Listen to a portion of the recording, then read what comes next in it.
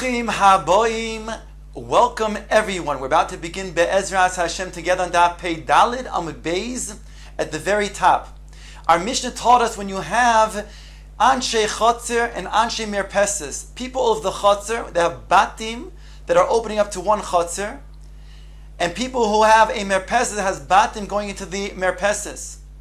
Each one makes an independent Erev Chatzeros, and therefore those who are in the Batim going into the Chotzer can then carry from the Bayis to the Chotzer. Those who made an independent Erev Chatzeros in the Merpeses can carry from the Batim to their Merpeses, but they neglect to make an Erev Chatzeros in joining the two of them, and therefore those who then want to go from the Merpeses to the Chotzer cannot carry from one to the next, and vice versa. The Chiddush of the Mishnah is, however, if you have an Amud that is shared by both the Anshe Chotzer and the Anshe Merpeses during the week, whereby each one uses this Amud, put their belongings on this Amud. What happens now on Shabbos? On Shabbos, do we say it belongs to both of them? In which case, they will oyster zeh al zeh, and neither one can then use this Amud because they didn't make an Erev Chatzeros together. Or do we say that it belongs to one of the two, and therefore they get to use it on Shabbos, and the other one it is prohibited to use on Shabbos? The klal that a Mishnah is taking on is that which is more conveniently used. That is the one that will then have the rights to that Amud. So therefore, in the case where the Amud would be, for example, more than Asara Tfachim from the ground, thereby it's within Asar Tfachim of the Merpeses. It's having an access to the Merpeses and a direct access, that is what's called Noyach or Kal to the Merpeses, and it's Koshe to the Bnei Chotzer. And therefore it's the Bnei Merpeses that will be able to use this Amud. The Gemara then has a question: what happens when you have a situation where you have, let's say, two different Chatzeros, a situation where for one Chotzer, which is going to make it requiring to lower down to the Amud down below, whereas the Chotzer on the other side will have to then throw an object to make a trajectory upwards to then get to use the Amud between them. Which one will then have the usage? In other words, do we say that they are both difficult in terms of their access, and therefore it is prohibited because each one has an equally difficult way of accessing this Amud, and therefore they're oyser zal zeh because they did not make an Erev Chatzeros together? Or no, we say when it comes to shilshul, when you lower down, that's relatively easier access than throwing above and making a trajectory to then get to the Amud. So that's a machlokes between Rav and Shmuel. The Gemara had brought that Rav says that indeed, like the first sad, that they are both equally difficult and therefore they're oyser zeh al zeh. Shmuel takes on no. When it comes to lowering down, that is relatively speaking easier access than the one who has to then throw from below. The Gemara wanted to then prove like one or the other. It tried proving like Shmuel, it rejected it. And now then tried proving like Rav and it rejected it. Now the Gemara brings another proof on Daf Pei Daled Amud Beis at the top.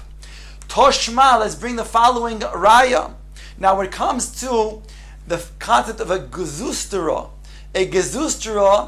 is a balcony, and here we're talking about, the Mishnah later on tells us that we have a balcony that is over water, so that the wall then has a balcony, the wall of a house has a balcony that is on top of a body of water. And since this balcony is a Rishus HaYachid, one cannot draw water from the Carmelis down below to the balcony, which is Rishus HaYachid. It's an Os Iser D'Rabbanan.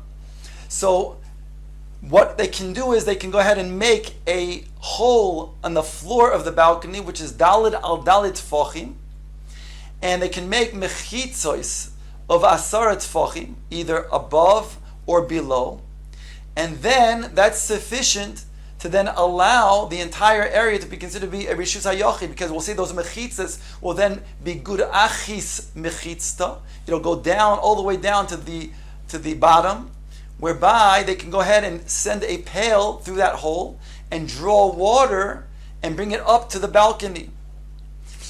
The Brisa, the Mishnah that the Gemara now brings says like this: Toshma shtei gezustrois zula malamizu. If you have a situation where you have a balcony and then you have another balcony below it, not directly below it, but to the side, and it says osu le'elyoino v'loy osu letachtoino. The upper balcony made a hole on its floor to then draw water.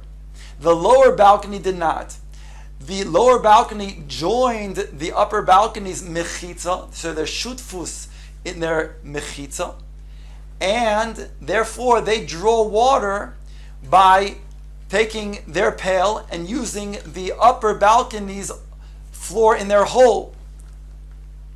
But it says in the Mishnah, Shteyin asurois achi ya'arvu. If they did not make an eruv chatzerois together, then not only is the one that is below the lower balcony going to be prohibited from using this gezustra to lower down his pail, but even the upper gezustra, even the upper balcony would also be prohibited.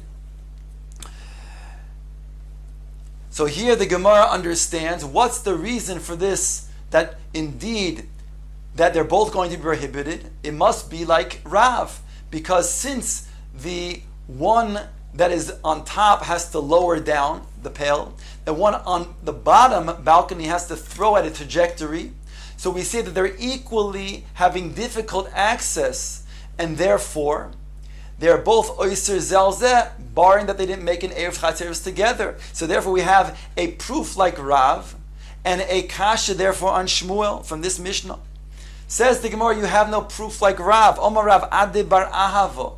Beboin b'nei tachtoina derech elyon lemalois. He explains, Rav Ada bar Ava, that over here we're talking about the lower balcony makes a sulam, has a sulam, a ladder that's going all the way up to the upper balcony, whereby they are both just lowering down, and therefore that's not the reason why. The reason why they are oyster zelzeh is because they equally have the same access, and therefore they're both lowering down the bulkit. They're both giving mishalshel, and not like Rav wanted to suggest in this proof would be that one has to lower while the other one has to throw. No, they're both lowering equally, and therefore they're equaling oyser zeh al zeh. Abai has another approach why this is not a kasha on Shmuel and a proof for Rav. Abai Omar kegoin the kaimin betoich asora dehadodi. Abai learns that over here we're talking about that the wall from one gustera to the other gezustera, that means that from the balcony of the lower balcony to the upper balcony is less than asarat tfachim. And that's significant because that means that be'etzem they're not really separated. And therefore, since they're not separated, that's why if they didn't make a erev chatzeros to use this hole, this mechitza that's meshuta between the two of them, it'll be oyser zal zeh, but not because what we thought before, that one has to lower while the other one is throwing above, and therefore they're equal in their access. No, it's because they are not having a separation. They're within asar tfachim one to the next. The Gemara says, if that's the case, then why do we have to teach in this Mishnah that the upper one made its mechitza, but the bottom one did not? Says the Gemara, "V'lo boy ka'omar," to teach me the following: Lo mi boy, not only in the case asu letachtoino, v'lo asu le'elyoino, not only in the case where the bottom one made but the top one did not. The asire, the kivon, the goy asoro, the hadodi kaimin asarin hadodi. Not only in that case because they will oiser, since they are within asara tvachim with each other, then you'll say it's because of the access. Because since if the bottom one made the hole and the mechitza, so they're both similarly lowering down and have equal access to this area, whereby that's why they're oyster on each other. No, not only that. Ella says Abai to explain afilu asu le'elyoino. Even if the top one, like the Mishnah says, made the the hole on the ground with the mechitzois, v'loi osu l'tachtoina, and the bottom one did not. I might have thought to say, kivan de lezeh benachas lezeh bekoshe. Since to the upper one it is easier access, to the bottom one it's more difficult access, like we originally want to say in the name of Shmuel, I would say, lizbei lezeh shetashmisha benachas, give it the rights to the one who was in the upper gezustera, because he has easier access to this area. Kamash malon, the Mishnah is coming to teach us, no. Kiven de begoy asora, kaimin asrin ahadadi. Since they are within asar tfachim, it's not because of access or not access. They are not separated. And since they are not separated, since they did not make a Erev Chatzeros together, combining the two gezustrois, therefore they are both going to be oiser zeh al zeh. Kiho da Omar Rav Nachman Shmuel. He wants to bring a support for what he's saying Abaye. It states in the name of Shmuel, Gag HaSamuch, the Rishus HaRabim. If you have a Gag that is adjacent to the Rishus HaRabim, here you have a bayis that is surrounded by 3 walls, but the 4th wall is open to the Rishus HaRabim. Now the people of the Rishus HaRabim, over the course of the week, they place their heavy objects on the Gag temporarily, and it's without protest, so they're able to do that throughout the week. And so too, therefore, now we're saying, to allow, you have now not only a Gag that is adjacent to the Rishus HaRabim, but you have a Merpeses that is less than Asar Tfachim from the Rishus HaRabim, and within Asar Tfachim of the Gag. So you have over here, he says, a sulam that is necessary, a sulam that is sulam kavua, that's necessary to be matir from taking from the Merpeses to the Gag. In other words, giving the rights to the people of the Merpeses to use the Gag, and not to say that it's the people of the Rishus HaRabim or the oiser zeh al zeh. Sulam kavua in sulam aray loy dafka, a sulam that shows that there's significance to the usage of the people of the Merpeses onto the Gag, since there's now a sulam that is kavua there. My time. So what's the reason? Lav mishum de kivan de betoich asar de hadodi, kaimi asar hadodi. Is it not before because it was within asar tfachim? Therefore, it made it so they were oiser zeh al zeh, and therefore you have a proof for what I'm saying. Says the Gemara on that. There's no proof from here. Maskif lo Rav Popper. Rav Popper says that's not a proof. Why? Because v'dilma kisharabi mekatfim. Alov bechumta uvesudra. In other words, Rav Papa says what you thought was that you're using the Gag for people who have heavy loads. So then it's not practical to put their heavy loads on the Gag on Shabbos. So therefore, you said that over here it's considered to be something that's not going to be used by them so much, and therefore when the people of the Merpeses use a sulam kavua, they have the rights to the Gag. But now we're saying no, says Rav Papa, because perhaps we're talking about during the summer, where people who have their hats on and maybe their scarves, they want to then loosen up. So what do? Since it's easy for them to take off their hats and their scarves, to put on top of the roof, to then get a breeze and be cooled off temporarily, that's going to be considered to be an easy access for them to the use of the Gag. And therefore, again, you have no proof to say from here we see that it's because less than asar tfachim. Maybe it's over here because each one has easy access, and therefore they're oiser zeh al zeh.